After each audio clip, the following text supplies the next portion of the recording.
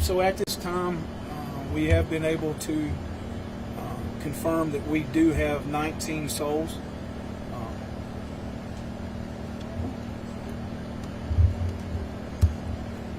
That we're looking for.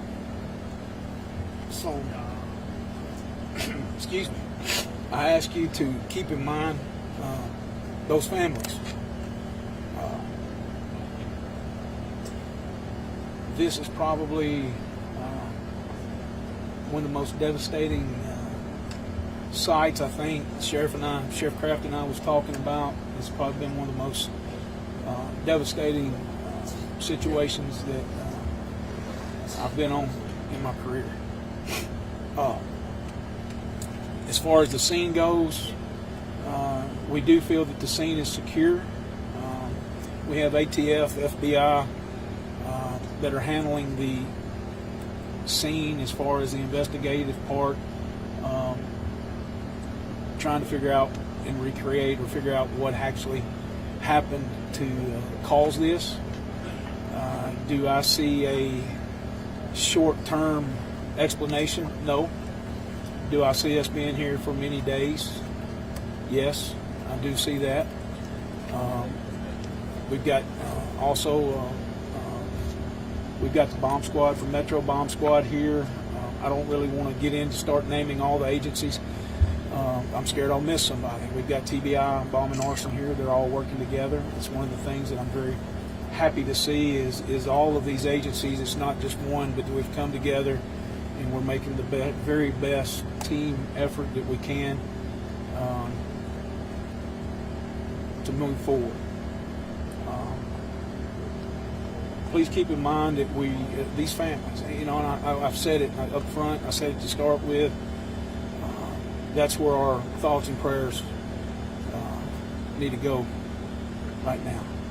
And we've just got to take one day at a time or 1 hour at a time. We're processing things. We're finding out more information. We're trying to figure out, maybe the cause of this. There's not going to be a short explanation for that. I know I'm maybe repeating myself there a little bit. Forgive me, but we're all tired and trying to put together the best effort we can and remember the families and who we're working for. I do want to touch on Accurate Energetic. They are here with us. The facility's here with us. They have discontinued operations. They're focusing on their families, their employees.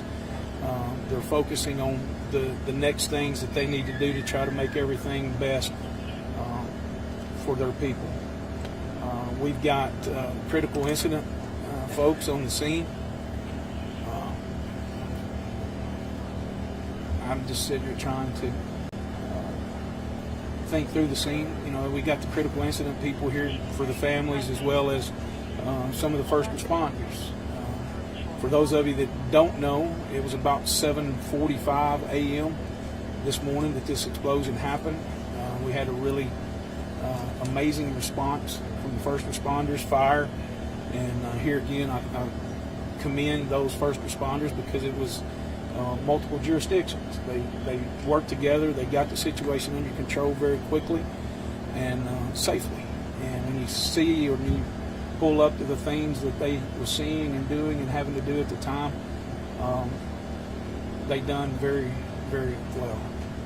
And anybody any questions? Sir, you mentioned the word souls earlier. Can you tell us how many people have lost their lives? I can tell you that we've had, there are fatalities. Do I want to put a number to that? Because I always, and those of you that have known me in the past, I always wish for the best. Is there a possibility that somebody might be injured somewhere or somebody that we don't know about? Yes, I can tell you right now that we're looking for 19 individuals. And a lot of times when I have this types of situation, I refer to them more than just a person. They're a soul to me. So we're trying to, I can tell you that we're missing 19 souls. Sheriff, I was wondering how many people were working at the time and how many people were taken to the hospital. I don't think there was, I think 4 to 5 individuals that was taken, maybe even by POV. I can't talk about the ambulance part of that. And forgive me for some of those early questions and not being able to answer them. We've concentrated so hard on getting the scene secured, getting things moving, taking care of basically the security, getting the personnel that we need here, that I can't answer some of those early questions. So forgive me for that. I don't want to give the appearance that I'm avoiding that. Have you had a chance to see the building, and can you describe it? Can I describe the building? There's nothing to describe. It's gone. It's again, it's the most devastating scene that I've seen in my career. Sheriff, do you know what kind of work they did in that building specifically? I do not, ma'am. I do not. I'm not familiar with the day-to-day operations of that. I see a lot of family members, they're waiting. Are they waiting for confirmation about if their family member is missing, or what communication are you having with them right now? We have communicated with the family. We've done it twice. We wanted to get some solid information because we were sliding a little bit in information that we were receiving and from past experience from the flood and those kind of things, that we wanted to make sure that we had the information, the correct information that we needed to talk with. So yes, we have spoke with families.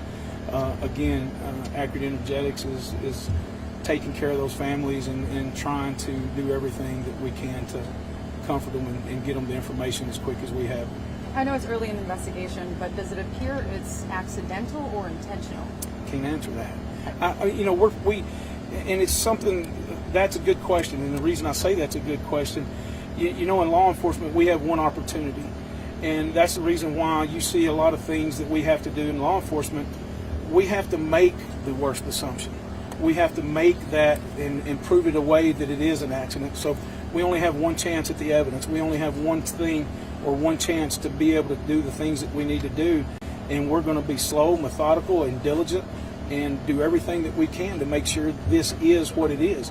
And there again, we're working for those families and those people that were in that building to make sure we get, if they deserve justice, we want to be in a situation that we get them justice.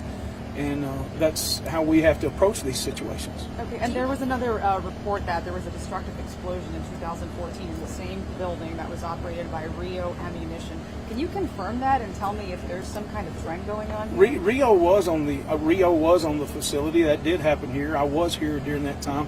I don't believe that it was at that current facility at all. Yes, ma'am. You have a question. That was my question, is do you have any information about a previous explosion at this facility? Well, see, you have to remember, this is a huge compound, and there's a couple of different businesses that may operate within this facility. So I don't want to get into too much to the operation of the facility because they are a very delicate operation, and we have to maintain that. Sheriff, I had heard some comments earlier about fallout outside the campus area from the blast early on. Yes, sir. Is that something you can confirm? There may be some debris that went over the fence. I don't think that we're too far from one of the property lines, and there may be some debris that's on another property here. You said the scene was secure. Does that mean it's stable and first responders have any other accesses? It means that the scene is stable. The ATF and the FBI are on that. They are methodically moving through the location of the explosion. Sheriff, I'm not sure if you know this, but was at 7:45 was the plant up and running, or were people just arriving for work? Do you have any idea? I believe the plant was up and running. Last question. Have you been able to speak to any families directly, and if so, what are you telling those families? We have spoke with the families directly, and we told them that we're going to be very transparent with them and get them the information and try to answer every question that they have the best we can. It's again, it's going to be a very slow process. Sheriff Kraft, you want to? Did the department state that they called you guys or calling you? How did that work? Because I saw a lot of people, a lot of different departments. May I ask you a favor? Would you repeat that louder, please? A lot of different departments that showed up here. Did you guys contact them, or did they contact you? We contacted him. I think Sheriff Kraft and I both got information about this very quickly.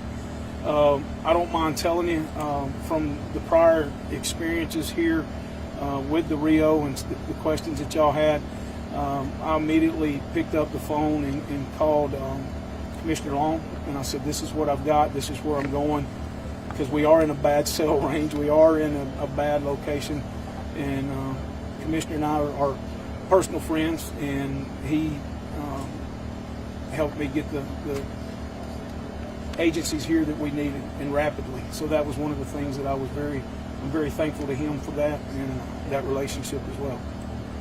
All right, last question. I think I might have said that. Anybody? Well, Sheriff, I'm curious. I mean, after Waverly, I mean, another tragedy. I mean, just you talked about at the beginning, but just how are you feeling? I mean, how's the community doing after another tragedy like this? My friend, I can't answer that, and forgive me for saying that. I can't answer that right now because he and I and the people from this facility, Mr. Stinson, we've concentrated so much on what is here right now and getting this stable, secure, and taking care of the people here that I hadn't been able to have any kind of feedback from the community. So I'm sure that I'll start hearing some things. We'll start interacting with things as time goes through this. And again, this is not going to be, we're going to close this up tonight. And we'll probably be here 3 or 4 days from now, 5 days from now. It wouldn't surprise me at all if we're here next week. But we're just, again, we got to go slow, methodical. So forgive me, I don't mean to avoid that question, but we just can't, I can't answer it right now because I don't know.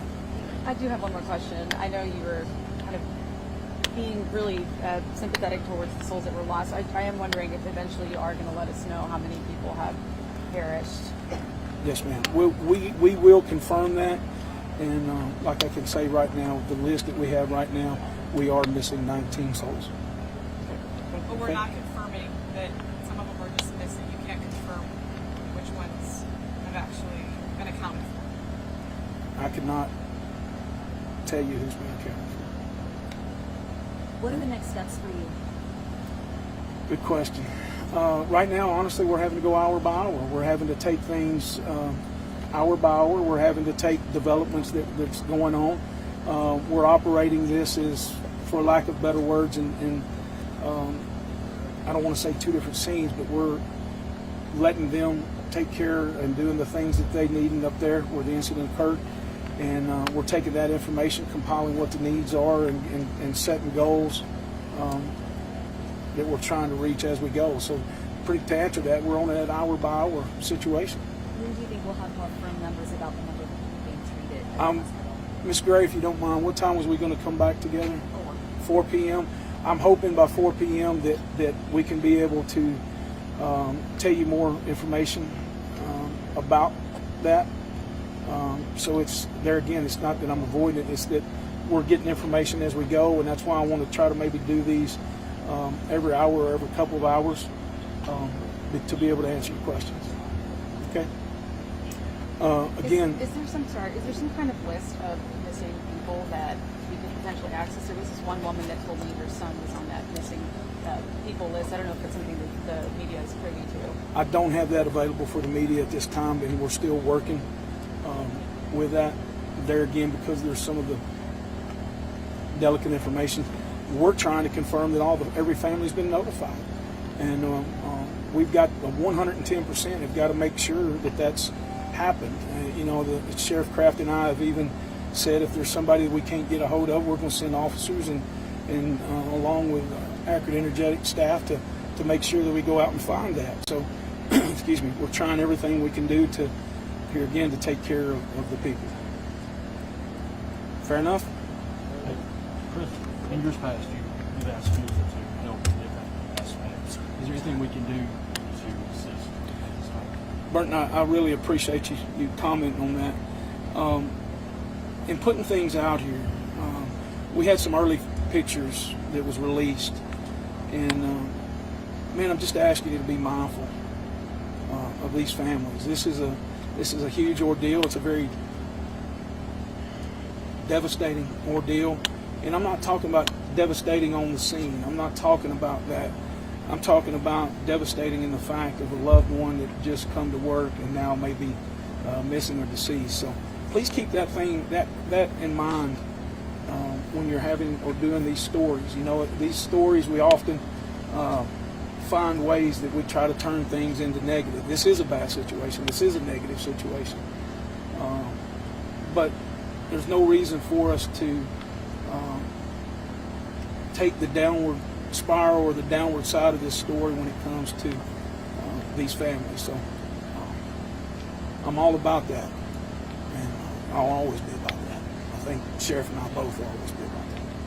So, thank y'all. I appreciate it. Thank you.